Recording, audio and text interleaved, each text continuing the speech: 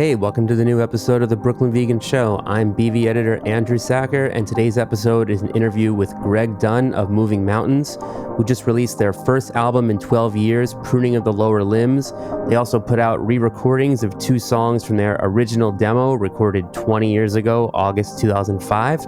And they have their first shows in a long time coming up this October. 3 nights, Philly, Brooklyn, and Boston. I've been a fan of Moving Mountains for a long time. I like their new record a lot, and it was a blast to pick Greg's brain about all kinds of stuff from throughout the band's history, from their very earliest days up through this new record. So, hope you enjoy. Here's my conversation with Greg Dunn.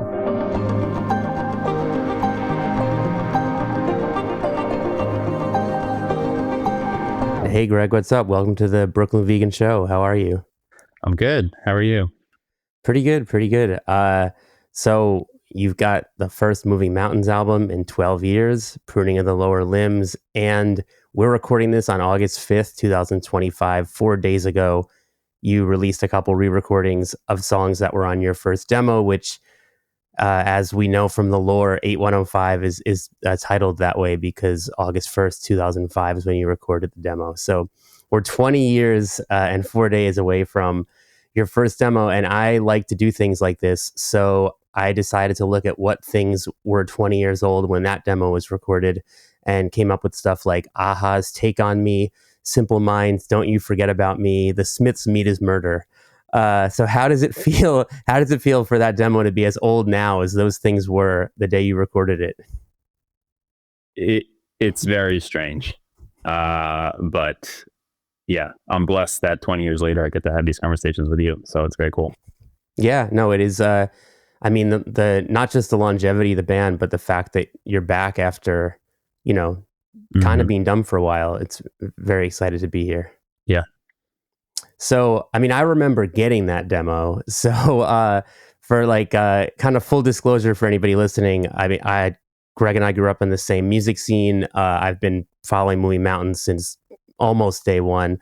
But yeah, I mean, when that demo came out, it was like, it definitely, like, not to gas you up too much, but it would totally sent like a shock through the local scene because we're all in these like little kid bands, and then you guys are just miles ahead on this first demo. So I mean, like, I guess kind of my first question would just be like, where was kind of the inspiration coming from to kind of do, I mean, even before Moving Mountains, you were also in other bands that, with all due respect, probably would fit more in that, like, sounded like a local band kind of thing. And then like on this demo, and Nick too, I mean, I was amazing experiences seeing Format and Hold, but this was like a different thing. It was like you had this post rock thing, and it was just like it felt so mature compared to what everybody we knew were doing. Like, where did that inspiration kind of come from, like, as a young high school student, to just kind of like have this vision right away for this band? Well, first off, thank you for that. I don't know that I, completely agree, but I appreciate all the nice things you're saying. I think the what made this Moving Mountains and stuff that I was doing prior sort of unique is that I was jealous of like Format and Hold and some of these bands that existed from our local music scene, because I didn't at the time have other people to play with. So I didn't have that sort of experience of like being in a band and like writing with a band, and I was really, really jealous of that. And so I thought what I could do was maybe if I learned how to record and make music on my own, I could share that with people and then like try to create a band out of doing that. And I think that there was a bit of luxury in that like, making music just on your own when you're in control of everything. I find that to be a little bit easier, and I sort of had that luxury early on. So like the original Moving Mountains demo, a lot of those ideas were ones that I had been just writing on my own. And then when I was lucky enough to steal Nick from Format and Hold, it allowed us to sort of jump into these songs that had already been kind of fleshed out.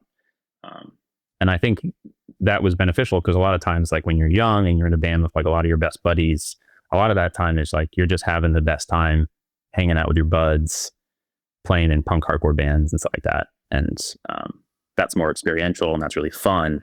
Whereas as much as I wanted that, I was sort of just like on my own a little bit, like really focused on like writing and recording music. How would I mean? I think we came up in a pretty unique scene. Like it was in Westchester, New York. We kind of got spillover from like the Jersey scene, the Long Island scene, and the Poughkeepsie scene. Mm-hmm. Um, and it's not a scene people really talk about, but it was special, especially for those of us who were there. I mean, how would you say being in that scene in that area kind of like impacted you as a musician? Maybe the way that you still operate today, even. Yeah, totally. I think that like we all have the Angry Penguin to thank, which was our local promoting. It was like the production company that put on a lot of the local shows for us. And yeah, it's funny. Like I think our scene, like a lot of the bands that existed in our scene, they didn't necessarily. And I hope I'm not forgetting anyone, but like no one really like made it well beyond the tri-state area. But we were a destination oftentimes for bands that come through on their tour, and it was always such a huge deal for us. But those were extremely formative years. Like in 2006, 2007, 2008, 2009. We were so young, and I was thinking about this earlier today, and I was having all these fond memories of like outsmarting Simon being like such an impactful band, like early Triple Crown records from like New Brunswick or somewhere in Jersey. Like seeing them live for the first time, like I think like rewired the way my brain works. Even like As Tall as Lions, when like in the early prior to their self-titled record, like Los Cadio, I think it was, they were like playing those Angry Penguin shows. That was like a huge deal. And now he's writing songs with Olivia Rodrigo and Chapel Roan. I had such a insane experience where I was, not to go off topic, but I was driving my car, listening to that Olivia Rodrigo song for the first time on the radio, which was unusual. I think my phone was dead. And I heard the end of that song and I was like, this sounds so familiar and I can't figure it out. And it's so good. And then a couple of days later, I realized that it had been produced by Dan from As Alliance. And I was like, that is so cool, to be able to spot and hear sort of like his influence on such a mainstream pop song was very cool. But As Lions. I often think about Homesick for Space too. They were never like New York, Connecticut band, or really influential in those early years. Whenever like some tweet goes around that's like, oh, what's the band like from your hometown that most people might not know, but is such a big deal to you. I always put the Bandcamp link for the Little Yellow Box EP. And there's always a couple people who are like, oh, I remember this. Like, yeah. Wow. I honestly had forgotten until just now. Little Yellow Box was like, not only like the music, but it was just like the way they like carried themselves. They were like sort of like the live, like everything about that band, I think really had a big stronghold on definitely like our little Westchester, New York scene for sure. I mean, everybody I was friends with was a huge fan. And like, I mean, maybe it's nostalgic fondness, but I think it holds up. Yeah. Yeah. It's also just like, it's kind of my go-to example in my brain of like, you remember the era when just, it felt like everybody was trying to sound like either Daryl Palumbo or Cedric from At the Drive-In. And I just feel like, I think of them when I think of like just that sea of bands who were like, we got to get a singer who does like the Cedric Daryl thing. But that was a fun time when everybody was trying to be those two guys. Yes.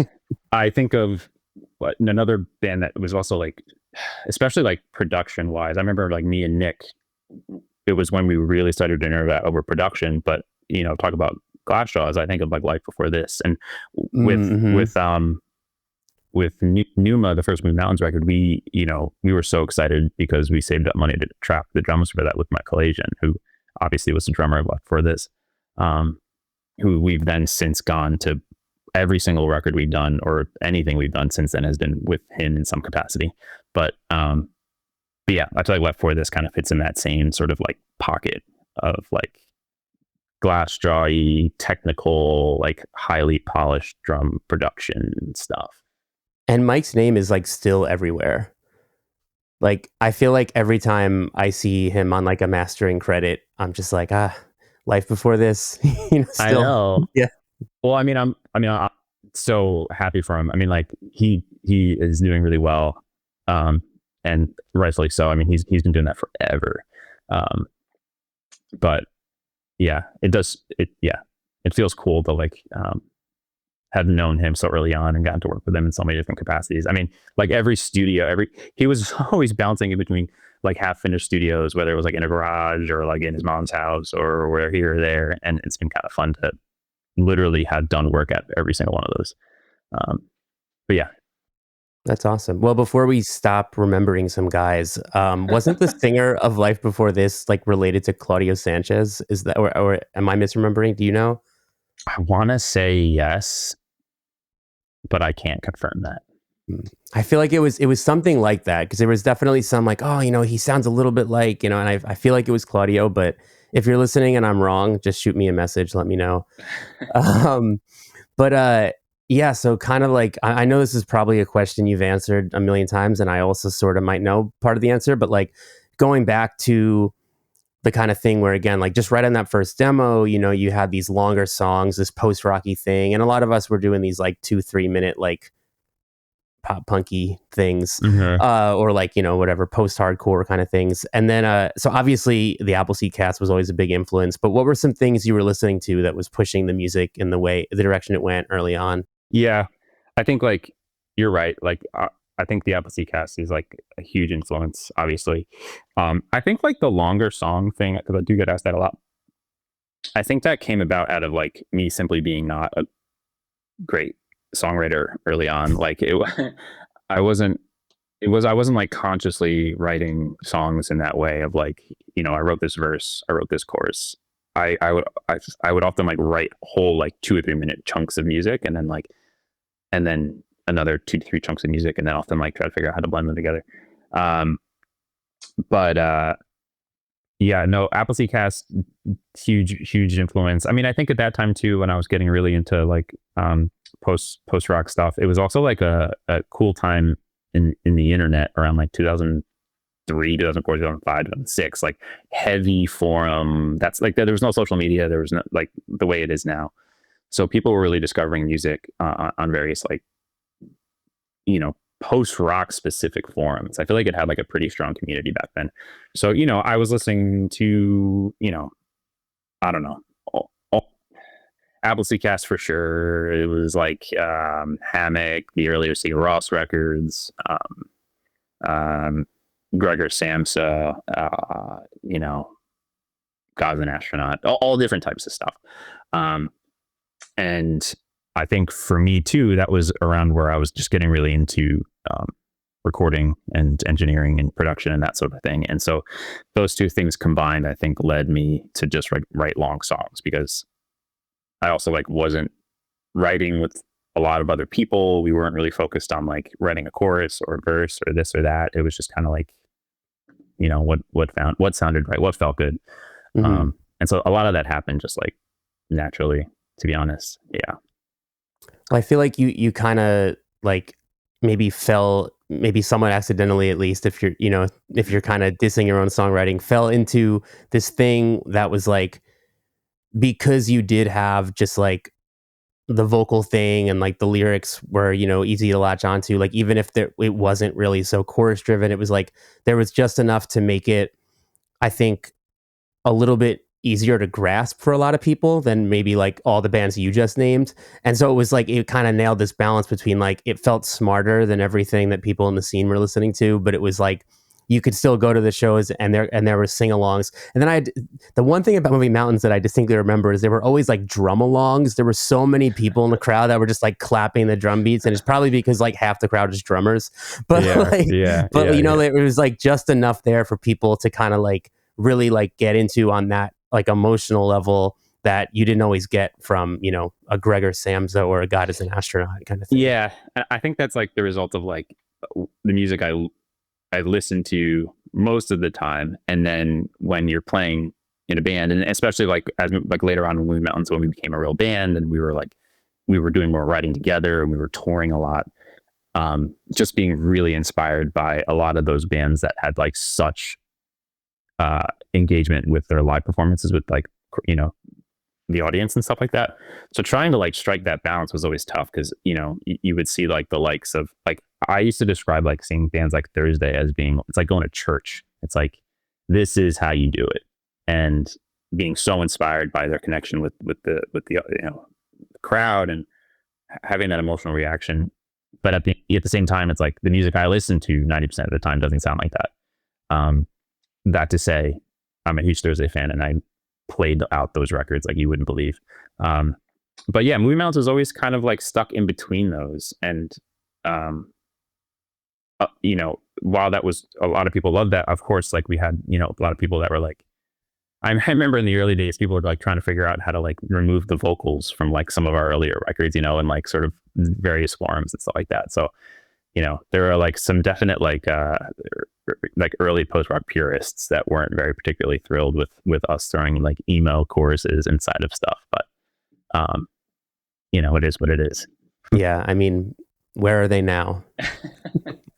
Yeah. So yeah, I mean, kind of going back to what you said about, you know, like you kind of did it differently than like getting together with your buddies and forming a band. You kind of like had the music first. And so let's I want to kind of dive into the lore of this, because I feel like it's like you play a game of telephone with yourself. And I have my memory of like the demo was on MySpace, and I was like, I don't even think you maybe played one show and didn't even fully have a live band yet. And then it just like the music just kind of got this attention on the internet, and it was like the band came after there was demand. Like the live band was formed after there was like kind of a fan base already.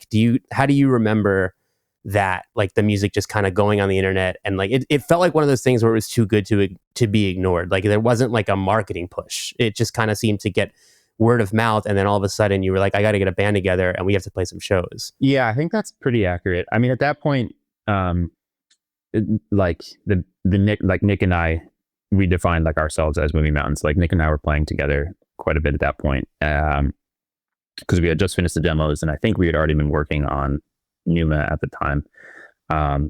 And you know, it's funny, like when I talk about this and we're looking back, right? We look at it like there was a lot of demand, or like people were like excited. It's hard for me to remember if people were excited or not.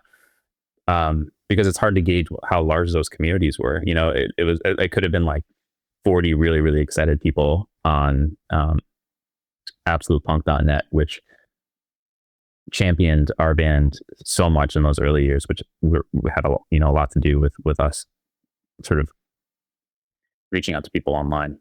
But I think more than anything, it just got us excited to be like, oh, well, maybe we can like really form a band out of this, and maybe we can really play some shows. And then at that point, we had also began talking to like Deep Elm, you know, which I remember like thinking like, oh my God, like we're going to sign with Deep Elm. Like we made it. Like, this is it. The word like, you know, so that was really exciting just because it's such a huge Appleseed Cast fan. So a lot of that stuff was kind of happening all at once. And it was just sort of, it was gratifying, giving us a little bit more confidence that we would be like, all right, well, let's like really form a band and like kind of give this a go. Well, I've got my Nardwuar style prop for you. Here's the original self-released Numa before Deep Elm, the CD jewel case. This is like, you must have done this on what, like CD Baby or something? Like this looks self-done. So yeah, we didn't that. So Mitch, the bassist in Movie Mountains, before, like right when we were, because he also came from the same scene as us, when we were asking him to join the band, he's a little bit older than us. And I think it was like a couple $100 to get that pressed. And I remember being like, I don't have a couple $100. Like, I can't press this. And Mitch was like, I'll pay it for it. And so Mitch came through big very early on and giving us a couple $100 to press that. I think we only did like 100 copies or maybe 200 copies for that. So once you did kind of, you know, you started playing shows, and then yeah, I mean, like you said, like there was some absolute punk hype, and then bands like Thursday were inviting you on tour. How did things kind of change for the band? And then also you started writing as a band, as you kind of like the Forward EP, I think was collaborative, right? With Frank and Mitch in the band. So how did things kind of change as you became a full-time touring band and started writing and recording as a band compared to the way that Numa was created? Yeah. Well, I mean, Um, a lot. There was definitely like a lot. I think there was a lot of years between that, and I can't remember when we started to work on Forward. But I mean, at that point, we had pretty much moved full time into Frank's parents' basement, as I know you're very familiar with as well. Um, Prior to that, we were in Nick's parents' loft, which was also like a sort of a place where all the bands would practice into. Um, but anyways, yeah, we did a lot of that was the Forward was the first time we did a lot of writing together. And at the same time, it was a lot of writing together, but like being at the origin of the band was still that of like a studio project. When it was time to like write and record fully, the process is kind of similar in that like very rarely do we write, even when it's like the four of us writing together, it's very much not like here is a completed song start to finish and like we're ready, let's go into a studio. It's always like, okay, we kind of had this idea, let's start recording. And our writing process is recording, basically. It's like we just record stuff, we listen back to it, and then we keep iterating it, and we keep doing it that way. That's always been the way that every Moving Mountains record has been done. We've tried to do it other ways on like later records and like had it fail pretty miserably. And so we did a lot of recording in Frank's basement and a lot of recording at different studios in Westchester. And then I obviously mixed that one. Actually, come to think of it, we did the drums for Forward with Collation as well. Yeah, just remembering. And then, yeah, like you said, that's when we really started to play some shows. And I remember like being asked to play Toad's Place with Thursday was also like one of probably the biggest moment, I think, early on for Moving Mountains. It was the Sleeping, the Deer Hunter. I'd have been the Fall of Troy and Thursday, maybe. I think it was like a huge 5-band bill, or maybe I can't remember. But that was like a very big turning moment where it was like, I remember like, Jeff thanking all the bands and like literally saying Moving Mountains, like, and I was like, oh my God, this is so insane. Like being sort of recognized by, these people that you could have grown up seeing as heroes, recognizing your music, listening to your music. That was like a very, very gratifying, sort of surreal thing for us. And again, just gave us more confidence just to keep doing stuff.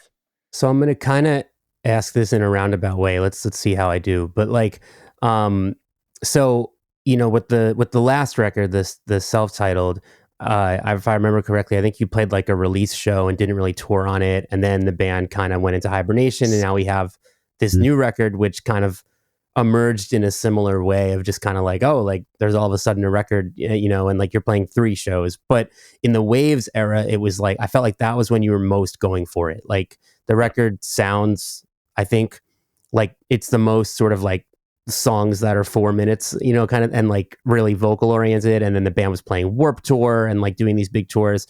Can tell me kind of like, tell me about the era where you really were kind of like, maybe playing the game a little bit, really doing the things that like advance a band, and then seemingly kind of shying away from that with the last 13 years of the band. Yeah. The Waves era was definitely the weirdest and probably the most challenging for us. It's hard to remember it completely, but if like you zoom out and you look at like that time period, it was a very transitional time period for music. I think, like, I don't know that we really were like emo music, the way these sort of revival things, like they weren't really being championed or talked about. Like this was like peak Warped Tour, where like, I don't know how I can talk about it, but it was a weird transitional phase. And I remember we were doing so much touring and we were struggling to find like our niche of other bands and other things that we could do. I'm going on like a little bit of a side tangent, just focusing on, because that Waves era was a tough time. And we definitely sort of got swept up in what it means to, it was our first Triple Crown release. At the time, Triple Crown was like a subsidiary of East West. It was like which was like the major part of like they oversaw like a bunch of small labels. So like even when we were signed to Triple Crown, there was this like sort of looming like if you do well, you're gonna get upstream to like a major. Like there was like this like weird record label like pressures that were happening. And because we were touring so much, like I think the way that we wrote songs was so geared for live applications. And probably the furthest sounding from like, other Moving Mountains records as a result of that. I have a troubled relationship with it too, because like as an audio engineer, like I almost can barely listen to that record. I have such a hard time with it. But I do love a lot of the songs on it. But if I could go back and redo any of our records, I know we just did the Numa one, but if I could go back and redo any of them, I would probably do Waves. But at the same time, that was also a period where we were meeting just a lot of, we made a lot of friends in a lot of bands that didn't sound like Moving Mountains, and it made a lot of like amazing relationships with a lot of people during those times. I think it was like 2009, 2010, 2011. Warped Tour was 2011, the one that we did the full Warped Tour, which was a really big deal for us at the time. And then we did a bunch of Europe, Russia. Yeah, I mean, I think, as you kind of said, like that wasn't a really transitional period for like emo or whatever, like emo, punk, pop punk, post-hardcore, all that kind of stuff. And like, as someone watching what your band was doing and where you were going, like it seemed like Moving Mountains were often like an odd band out kind of thing. Like it was like you were either the most post-rocky 15-minute songs band on Warped Tour, or like the cleanest sounding band on like more of an emo revival kind of show. And it was like, I felt like you were never gonna be like the neon pop punk era. Like you were clearly not that. But then it was like it did seem like there was also, once the emo revival thing started really popping off, and obviously you guys were so close with Prawn and they really went so far in that direction. And then it was kind of like that world, you were like a little bit, you had like your foot in the door, but like not the full way, it seemed. Totally. Yeah. The word I was looking for earlier, you just said, it was like a neon pop punk era of the Warped Tour that obviously we had a tough time with, tough time fitting in rather. But, and also like you bring up a good point. Like oftentimes we would like look at our set list and be like, okay, we're playing this show with these bands to this audience. Like, how are we gonna, what is our set list gonna look like to, sell ourselves best to this crowd? And on Warped Tour, I think we would be able to, like, with our style of music, we were playing like 4, maybe 5 songs, 30-minute set. But at the same time, like, it is what it was. I was so lucky. We played, I remember we did like a short run with Bane. We did 4 or 5 shows with Bane, Moving Mountains opening for Bane. So, thankful and blessed to be able to do stuff like that. And like, there's still to be enough crossover where like a Bane fan would be like, you know what, I do kind of like that. But then, we've never really toured with like the bands you think we would have. We've never toured with like I don't know, the This Will Destroy Yous, or the we never actually toured with the Appleseed Gas. We played one show with them, but we never toured with them either. Yeah. That was in Connecticut, right? I think I was at that show. Yeah. It was at the Space. Yeah. I mean, like, I always felt like there was a lot of kind of shared DNA with a band, like maybe Pianos Become the Teeth or something. Where, and it was like, and I think you might have played with them a little bit, but like that was, I think, another thing where it was like, I don't know. I just remember, because obviously I was always a big cheerleader. I was like, oh, like if fans of Pianos or The World Is would hear Moving Mountains, like they would totally get it, and then I hope this isn't coming out the wrong way, but it just was like an interesting thing where I felt like the band was like in between scenes. 100%. And yeah. 100%. We, we did a short tour. I think it might have been like maybe 2 weeks with Pianos and Coheed. I forget what year it was, but I think Pianos similarly, they had, what was it? Keep You, the like incredible record. And then shortly thereafter, the record that came out after, Wait for Love, I think, like Mhm. very, very melodic, very emo, and I could see like you find yourself in a weird spot where it's like, what do you do? Which fans do you carry over? Mhm. Can you still play those shows that you used to? Well, yeah. That's the kind of stuff that excites me though. As like a fan of music, it's like I want to see that kind of stuff always. Um, my favorite records for like nearly every band that I love is almost never their first record. Mhm. Um, it's always the ones that are, it's the In Reveries, it's the On a Wires, for me at least, it's those ones that like a band like kind of went off and like, Yeah. yeah.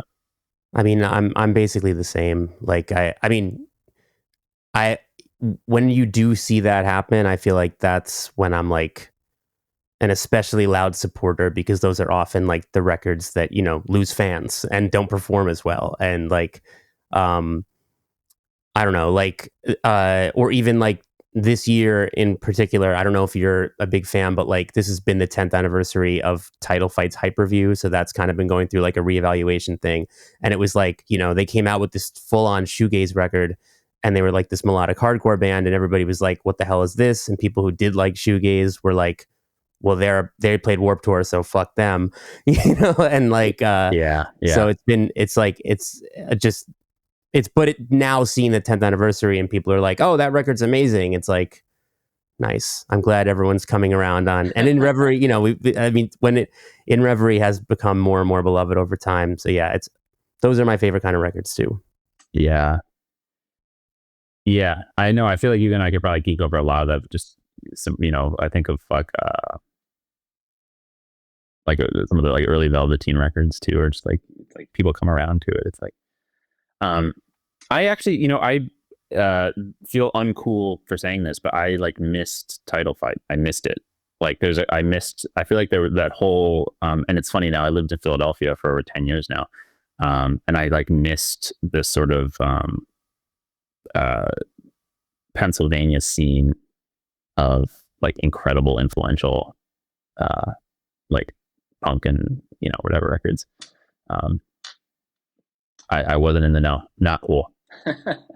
I mean, it is what it is, but I mean that they also came to mind for me hearing that like pop punk beat on your new record on the Snow on Norris Street. I was like, oh, that sounds like a Title Fight song, but with like Greg's vocals in like that more atmospheric way.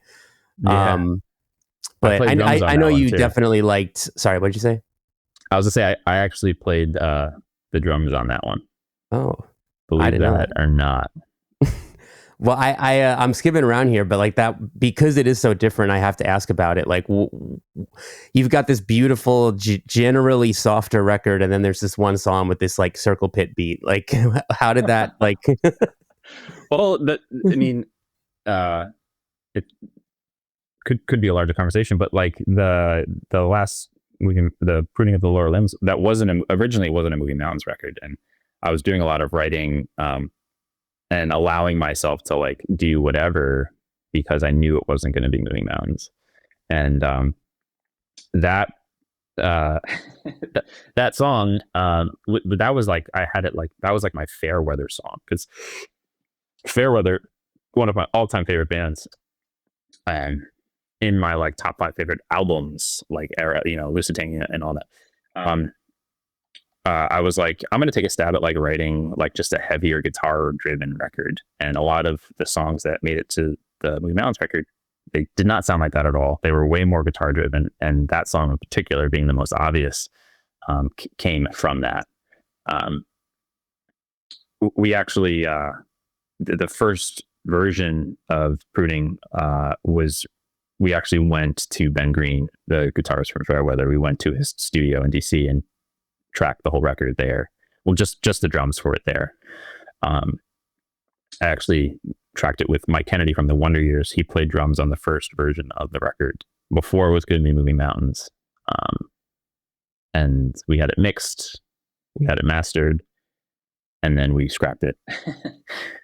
And then decided to make it a Moving Mountains record. And that's when we brought Nick in and kind of retrack the whole thing. And then when we realized that it was going to be Moving Mountains, then, we started to rework a lot of the parts, but we kept we kept that part of the drums. Yeah. And we thought we could, I do think like, the middle section and towards the end, it still sounds very Moving Mountains. And there is some parts on Waves that were heavier that I thought if it could be plucked out of like sort of that Waves era in a way. But yeah, not sure that'll be a song we play live. Oh, I was hoping we would get that live. Like I'm trying to see like a Moving Mountain circle pit, but yeah.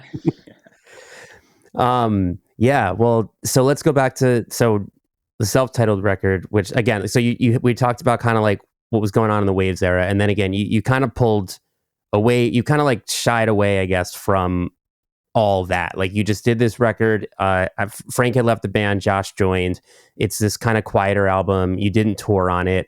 What was going on for you like what was kind of pushing you and or the band to make a record like that and to not go on tour and compared to the way you were just going full speed ahead in the Waves era? Yeah, I think, we were going so full speed, and I definitely think some of the touring like burnt us out. I think also, I hate talking about it this way, but there wasn't like a whole amount of like success in a way that you would want. Like it wasn't like sustainable. Like we weren't making money that would allow us to keep doing what we were doing. And so by the time we came back and it was time to start working on the self-titled, I remember feeling almost like jaded. I remember feeling like kind of frustrated by where like the scene a little bit, frustrated with how Moving Mountains fit in, because like I felt like we didn't fit in. We didn't latch on to any like scene that had sort of like taken off really. Like I felt like it was always like the ship left the station without us a little bit, a lot of times. And so we were working on this record. We went for the first time. We decided to not self-produce it. So we went to Atlanta, Georgia, and worked out at Glow in the Dark Studios with Matt Goldman, who is just like such an inspiration for me.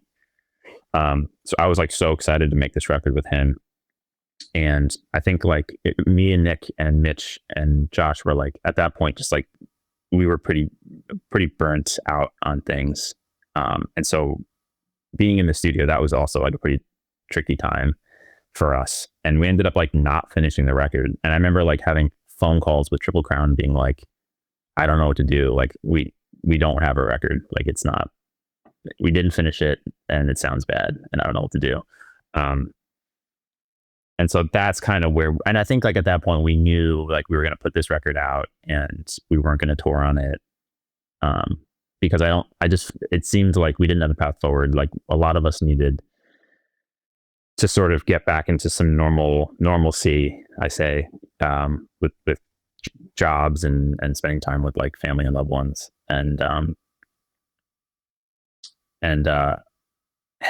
And like always, we reached out to Mike Kalasian, who came in and saved the day, and he ended up helping us rework that record and end up mixing it. Well, it's kind of interesting because Hands from that record is like one of your biggest songs on Spotify. And it always kind of like I didn't expect that because, and maybe that's also because of, being a longer time fan. And I'm like, I bet everybody wants to listen to Numa, but also I think because the record wasn't promoted as that much, I was like, like this song just seemed to take off on its own, I guess. It almost was like a full circle moment to the way it all started. Yeah, to be honest, I don't understand how that works. I think that there is I don't know, like I'm pretty bad at this kind of stuff, but I don't understand how certain songs like algorithmically get like boosted. And for some reason, the the AI overlords, the whatever that with Spotify is they've chosen to champion that song, and it just, I don't know what playlists are on, or I don't know what is going on under the hood, but for some reason that seems to be the most popular song. So let's kind of get into the years where I don't think Movie Mountains ever broke up, but you kind of go into hibernation. Like you did the split with Prawn and the covered split with Monine and played a couple shows with those two bands. And then there was like the Triple Crown anniversary show. And I think like that might have been it. Like it was just like a few shows, a few songs on splits, and then just kind of nothing for a long time. So like, and then all of a sudden a record. So kind of let's talk about, like, walk me through or reflect on just like that moment where the band was, active every few years in very small doses, and then all of a sudden you get the inspiration to write a full length album. Yeah. I mean, I think it's like, I think something that we, looking back, I think we were taking things so seriously, especially towards like the self-titled era of the band, and we kind of crashed out, I think, and we were really looking to just have a bit of a normal life, and so we did that. I mean, then like you said, we did like a couple shows here or there. We did the split with Prawn, but other than that, like, then I'm talking just just talking for me. I mean, Kirby was writing music, and I mean, Frank had left the band at that point, but like obviously Frank and Stevie his brother had been doing tons of music, just and Nick was also, he was sort of focusing on his video editing and his graphic design work, and so we all were kind of just like living our lives, and going about that. And it for me personally, I didn't start to feel pulled back to music until like maybe like the last couple of years, and I felt like I began to like have a healthier relationship with it again. And I also happened to just feel creative at that point. A lot of times, like, at least the way I experience it is like creativity will come on its own timeline and its own schedule, and it's like you kind of just have to wait for it to hit. And for me, it just took a while for it to hit, and I think it also required like a healthy break from that whole universe. Pretty much everything we talked about, I think, had like a ripple effect of like,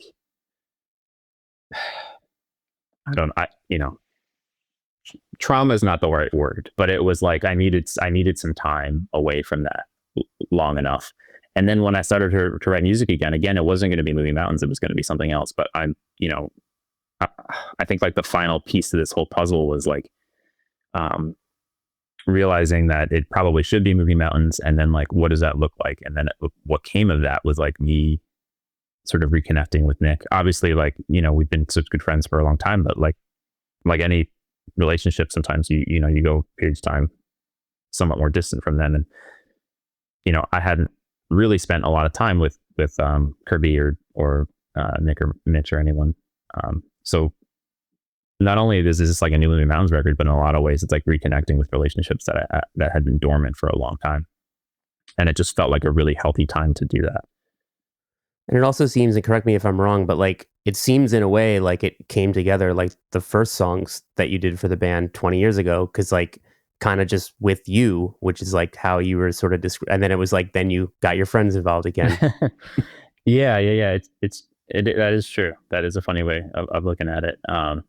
But almost like in a more healthy way, because like, I think when we first started, it was so like, oh my God, let's see how far we can take this. Or like, there was like this pressure, and we were trying to like, find our way. And this time around, it's very much like, I'm just happy to make music, and whatever happens is whatever, I'm not,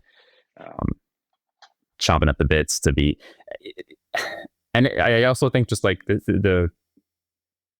maybe I sound really old and I don't know how things are done anymore, but like, being in a band and trying to attract record labels and trying to attract and get, playing showcases for booking agents and stuff like that. That was like a really stressful time, in the mid 2000s, and not having to worry about that stuff anymore is like just it just allows you to focus on just like writing music and like enjoying that process. Well, I feel like you kind of have like the I guess like I kind of call it like the American football thing where it's like you have like a built-in fan base because of something you did a long time ago, and then you can just like play a weekender and and know that you're going to sell the whole thing out, and then just go back to your life of like, you know, being like Mike Kinsella with your kids or whatever. But like Yeah. you just get that, you have that just built-in fan base, and you can like do the thing when inspiration strikes and not have to fight. Like that seems like a very comfortable life. I feel like if I was following the musician dream, I'd want the Mike Kinsella life, I think. So Yeah. Yeah. I mean, American football is like on a whole other level, and it's like incredible.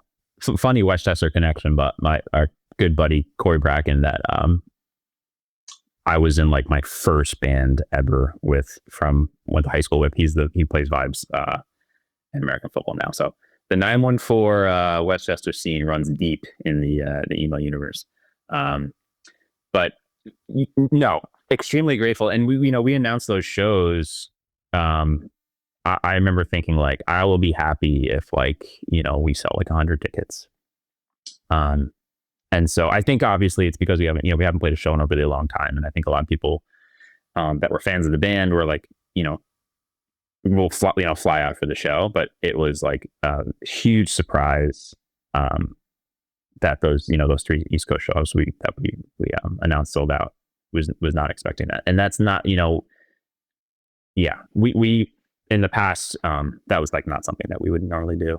well, you're definitely humble, because when I saw you announce Sultan Room, I was like, these guys are crazy. That thing's selling out in like a day.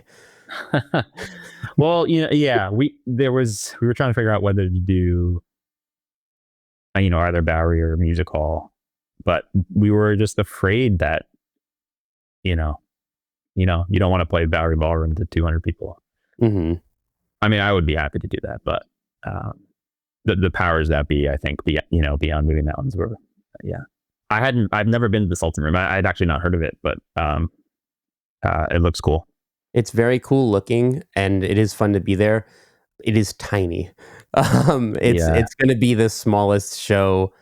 I think it'll be like the smallest show I've seen you at since like 2008 or something. It's Like, like the Holy Name of Mary Church in Montrose Buchanan. Yeah, I mean, like, yeah, and the same thing as like Johnny Brenda's is like same thing, like super small, but whatever. It'll be awesome. It'll be fun. it's going to be very awesome. And yeah, I mean, kind of this thing I feel like there's, it is my job to kind of notice similar trends.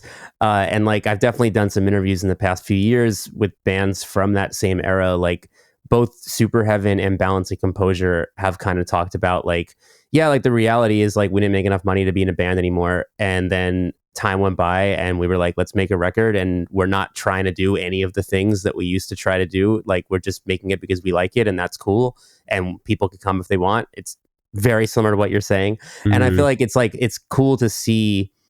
I'm curious if it's even just kind of like like a changing of the times thing, where like, because maybe like sometime in the 2010s or so, maybe bands felt more comfortable being like, let's admit like it's okay to step back because we need lives and like we need to make money, and just the way the industry was going at that time. And then seeing a handful of those bands now come back and make these records like without any of the pressure. It just seems like everybody is happier and more relaxed than they were 10, 15 years ago. 100%. Yourself. So Yeah, 100%. I mean, I think there's also something to be said about like, I mean, I don't know. I'm assuming, I think those guys are the same age as me, but it's like mentally, I was like totally out of my mind in my 20s. Like zooming out, unrelated to like where we were like culturally or where the music industry was or these trends. Like I just myself was like crazy, or, whatever. And so like, I think there's something to be said about like just simply being older and having more lived experience and feeling a little bit more comfortable in life allows you to approach, allows me to, approach music that way. And I feel like, I imagine bands like Balance and other bands of that age probably share a similar feeling. Because I have like a full-time job. At this point, I have a kid. I have a family, um, and so making music is just like pure enjoyment for me now. It's not what it was when I was in my 20s or when I was um, trying to make all these connections. But it also like yeah, I feel like it does come from a little bit of a place of like we worked really hard for a long time, and so I'm I'm grateful that I don't have to do that now. I wouldn't know how to get started now. I don't know how bands get started now. It feels very foreign to me and very different. Like just sort of in this like newer TikTok. I remember like sorry, I'm going on a tangent, but I remember like when we were getting stuff ready for the pruning like sort of marketing push. It's like I was like so afraid of like how to handle video content. Like I was like, do I have to like take like 10 seconds of the song and like do like 30 TikTok variations of like me singing it? Like I don't know what to do. And so I kind of like made a decision where I was like, I'm just not going to do any of it. Like I don't know how to do it. I feel old and weird and I'm just not good at it.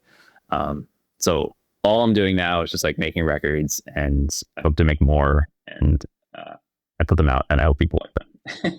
Yeah, awesome. I feel like I am also too old to fully understand, but it does seem like more and more commonplace that like these young DIY bands will also have these like it's like somehow you've turned part of your song into a TikTok meme or something, and I'm just like, is that like, does everybody just feel like they have to do that? Like it doesn't feel like a natural part of the being in a band process. But then again, if I was 19, I might feel totally different. So I don't want to speak out of turn and say something that just makes me sound like, how do you do, fellow kids? Like, yeah, I know. Yeah. Well, I mean, a lot of that stuff is amazing. I mean, it's like the super heaven effect, it's like the that song became so viral, and that, who knows? Maybe if 8105 went super viral to 10 years ago, we would have made the record 10 years earlier. But yeah, different time. I remember like one of the coolest early accomplishments. This isn't the same as going viral, but I remember they used one of the Movie Mountain songs for like a Mad Men commercial, and I was like, "This is the coolest thing ever." We got paid $0 for it, but it was the coolest thing. I was wondering if like that had anything to do with like the hands thing. Like I was like, is this maybe soundtracking some TikToks? But I wouldn't know. I wouldn't know either. Yeah, I have no idea. Yeah. So just, this kind of different place you are in your life, compared to your 20s, how did that show up in your songwriting? Like what were some things when you went to write these songs, I guess particularly lyrics? Like I know that like I don't want to talk about the stuff I wanted to talk about when I was 22. So like what was kind of coming up for you that was different than back then? Yeah. Well, I think something that I've done with earlier records, and something that maybe I'm lucky that I get to do, is I think lyrically a lot of Movie Mountain stuff is like fairly vague, fairly like motif driven. Like I very rarely, like I feel like I don't often write lyrics that are very autobiographical in like just in a descriptive way. I also, am very much not as like emotionally out of control as I was in my 20s. So I think a lot of the lyric writing it felt more not optimistic, but like just a bit more. I felt a bit more wise this time writing, and I also feel like with every record, I'm just more interested in vocal performance, vocal delivery, vocal melodies, which is just obviously so different than previous Movie Mountain records, which was like vocals and lyrics were like the last thing to go on. It was always like build out all this instrumentation with like all these guitars and all these strings, and then we'll throw on vocals later. Um, all of these songs on this new record were written on an acoustic guitar. Um, just like recording them like as like voice memos on my phone. So that was very different than how earlier records were made. As far as like stylistically, like we've kind of just looked at through this conversation of like how each record has, like the early stuff kind of being driven because it's like this recording project, like to be these kind of post-rocky longer things, and then like the wave stuff driven more for the live show. Like what was kind of driving you here? What were maybe, I don't know, what were some records you were listening to or reconnecting with, or just like stylistically things going on in your head that you were like, I think this is where I want my songwriting to go, like vibe wise? Yeah, that's a good question. I knew that like what I was trying to do with this last one was like reevaluate the early discography. I knew that I didn't want to do like really long drawn out parts. I knew I didn't want to like have these like 3 or 4 minute crescending inner instrumental sort of like stuff that we had done in the past. I really wanted it to feel like they were real like songs that were engaging from like the start to the song to the end of the song. Try to make them more condensed and just make every part of it more interesting. And I don't know, it's records I loved listening to while doing that, all over. I mean, I think it's like a lot of like the National, obviously, everything from like the National to Fairweather, put it that way. I wish I could pull up my like whatever, like my Spotify Wrapped or something like that, but yeah, I don't have a good answer for you. I definitely felt like I heard the National coming through more than any other Movie Mountains record. Yeah, I do love them. I do love them a lot. Yeah, it was really big for me, actually. I'm looking at my stuff. Was this artist, Billy Martin. She's like a singer-songwriter. And there's something about the structure of how she writes her like chord progressions and her vocal melodies that like it activates something in my brain that is just like, I'm like, this is the most beautiful, perfect songwriting. And I was listening to so much of that, and I think that definitely inspired a lot of some of the stuff I was trying to do. So anything else about this album that I haven't asked about that feels important to you to mention? So something that I was feeling heavy about when we were releasing it is, it's like, you haven't made a record you haven't put out a record in 12 years, and then suddenly you're putting out this record. And I was starting to feel like a little bit of pressure about it, where it's like, oh my God, like we haven't done anything in a long time, and this is going to be the first thing people hear. And it's Moving Mountains, and it's like, but in the background, people don't fully know that, the process that got us there, which was like not really this like traditional way. It wasn't like, the band was together and we were in the studio and we were doing all these things that like most bands do in like in a traditional band. So this record, I think in a lot of ways was almost like it was like this healing process of like getting the band back together. And we just so happened to have a record that like encapsulates that time period. And it almost like kind of tees us up for not like more records, like I think that this record was like, all right, let's sort of, we've spent some time away from all of this. I think this is a healthy point in our lives to come back to do this. And that's kind of how I sold it, because I was kind of being like, I was like, when I was first reconnecting with the guys, I was like, I have this finished record, like we can sort of release it and use this as a moment to like just jump back into things. And so while we just put out this new record, in my mind, I'm already like we need to get back together and make a Movie Mountains record. Like we've teed it up, and we have this sort of infrastructure back in place, and there's a Movie Mountains group chat finally on our iPhones. There are things that are now in place that weren't for a long time, and so I'm just like eager and excited now that we have that back to like keep making records. So it's like not like I don't see this last record as like this big return, or this this is this perfect thing that we spent 12 years in the making. It really wasn't. It was like a year and a half in the making, and only like 6 months of that was like when we were calling it Movie Mountains or thinking about it being Movie Mountains. So more than anything, I'm kind of already excited about, what comes from it. Well, I'm excited too. And so, I mean, do you think does the band ever really ramp back up? Like, do you think you would do like a full US tour again? Or do you think you're going to kind of stick with albums and like weekenders, or some middle ground?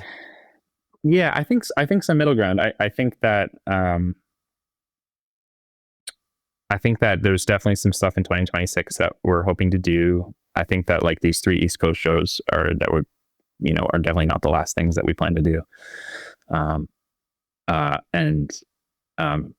Definitely plan on making some more records and doing whatever that we can do. It's more like, what can we do? It's like, I'm sure we'd all love to hop back in the van and do some full US tours, but I think more realistically, I think you have the expectation would be that we'd probably, like you said, be doing some heavy weekenders and on the West Coast or Midwest, and sort of surround some dates around like different festivals and stuff like that.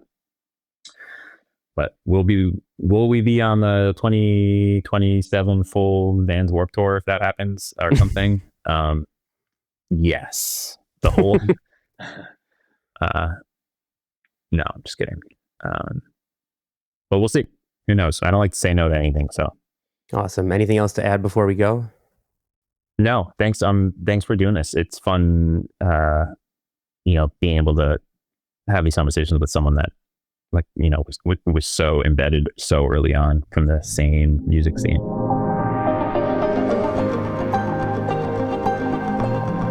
Hey, thanks again to Greg for coming on the show. Thanks for listening. Check out Movie Mountains' new record, Pruning in the Lower Limbs. Check out their new re-recordings of 8105 and Cover the Roots.